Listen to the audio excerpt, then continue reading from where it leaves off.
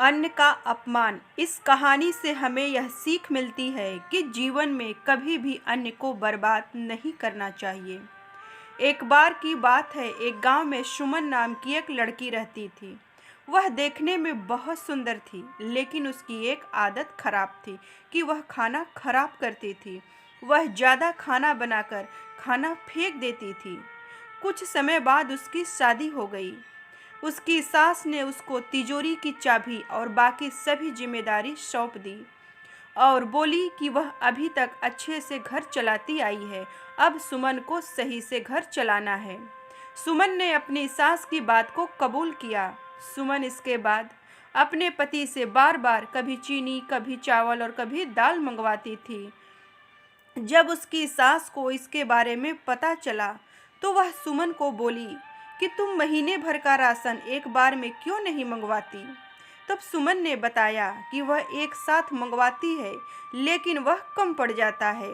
सुधा की सास ने इसके बारे में पता लगाने के लिए कहा कि राशन कहाँ जाता है। रसोई में थोड़ी नज़र रखनी शुरू कर दी।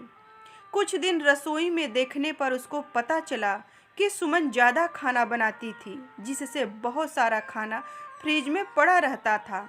उसने सुमन को खाने की अहमियत के बारे में सिखाने की सोची।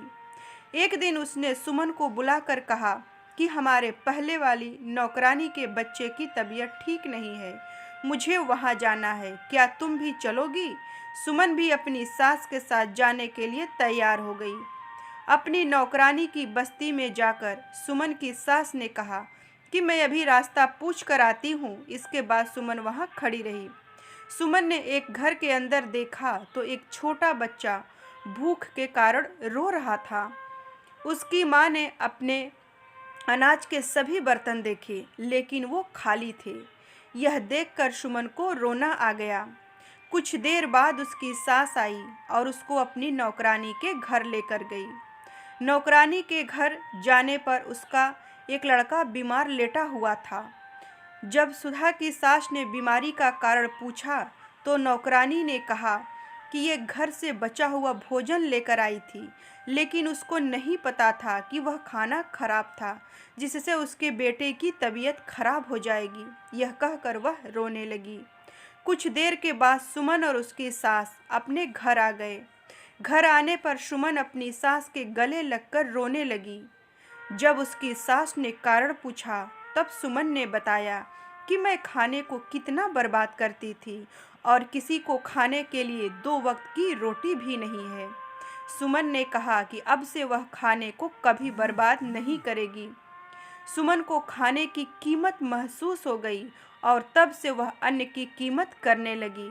इस कहानी से हमें यह सीख मिलती है कि हमें अन्न को कभी भी बर्बाद नहीं करना चाहिए। तो दोस्तों, आज की कहानी आप सबको कैसी लगी हमें कमेंट में ज़रूर बताएं और अगर पसंद आई हो तो लाइक, सब्सक्राइब और शेयर ज़रूर करें। कहानी सुनने के लिए आप सबका बहुत बहुत धन्यवाद।